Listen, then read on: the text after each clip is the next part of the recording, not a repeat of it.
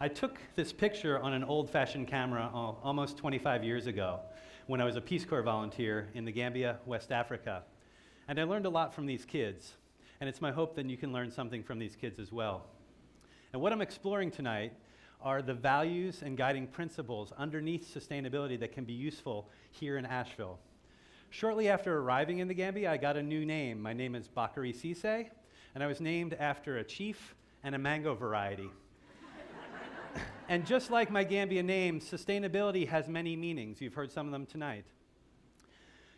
You may remember the slogan from the Peace Corps, "The toughest job you'll ever love." And it was really tough, and I loved it, so they were onto something.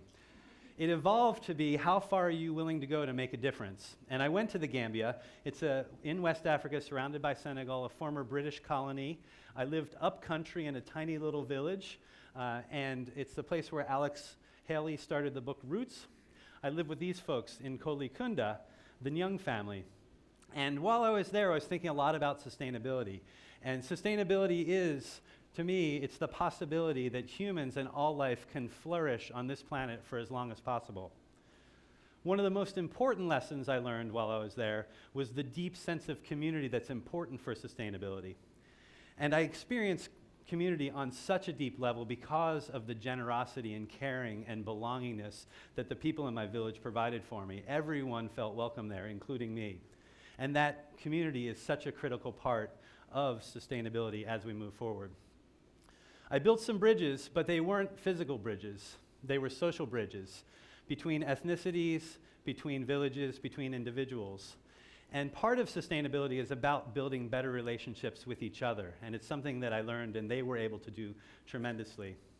Another part of sustainability is building better relationships with the natural world. And I learned so much from the Gambians because they live so deeply in connection with the nature that we're all integrally a part of. But we often forget, even on nice days like today. But for subsistence and for nourishment, but also for awe and wonder, nature was such an important part of every day. The first goal of Peace Corps is to provide technical assistance. And I was an agroforestry volunteer, which meant I planted trees, and the goats ate them, and I got pretty aggro. And really what happened was I brought people together who knew what they were doing, and I tapped into the local wisdom, which is a really important part of sustainability. The second goal of Peace Corps is cross-cultural understanding, and in this case, it was letting Gambians know that not all Americans are Chuck Norris, even if we bear a close resemblance. But that cross-cultural understanding is such a critical part of building that sustainable future that we all need. The third Peace Corps goal is cross-cultural, but in reverse. And it's taking stories from places that we visit and bringing them back and sharing with audiences like you. And I learned from this gentleman, Mankambalo, the very critical importance of local self-reliance.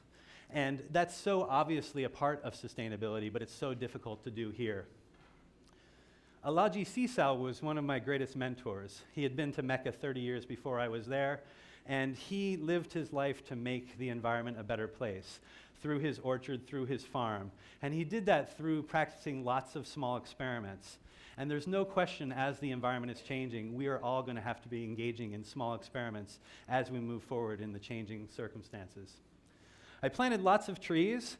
While I was there, right here they're building a living fence. And working with trees teaches one patience. And even with all the urgency that's around us, around sustainability, we need to balance that with some patience.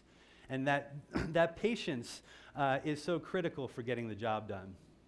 The Gambian culture is one of being more than one of having. And it wasn't all fun and games, but the kids made it seem like it was, that's for sure. And so in the culture where it's being more than having, we could live in the moment. But our culture, we seem to spend more time having rather than being. And through that consumptive way, we've contributed to climate change all across the planet. And places like the Gambia are going to have fewer resources to be responding and adapting to the different changing circumstances.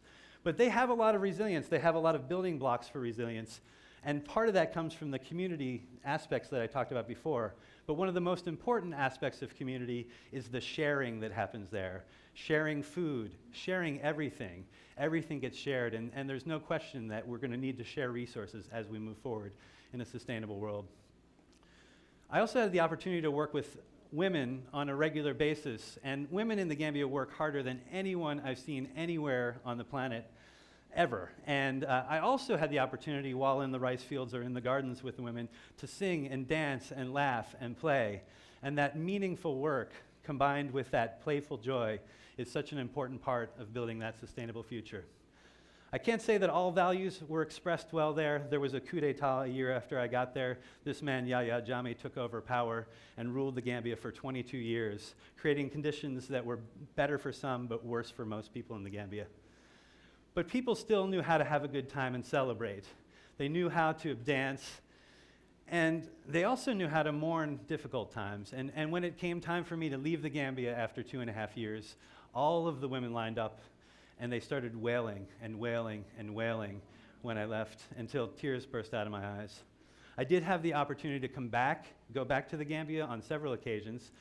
And while there, I thought more, I learned more, I engaged more, I reflected more, and realized that all of these values that underlie sustainability that are experienced here in the Gambia are so critical right here in our backyard.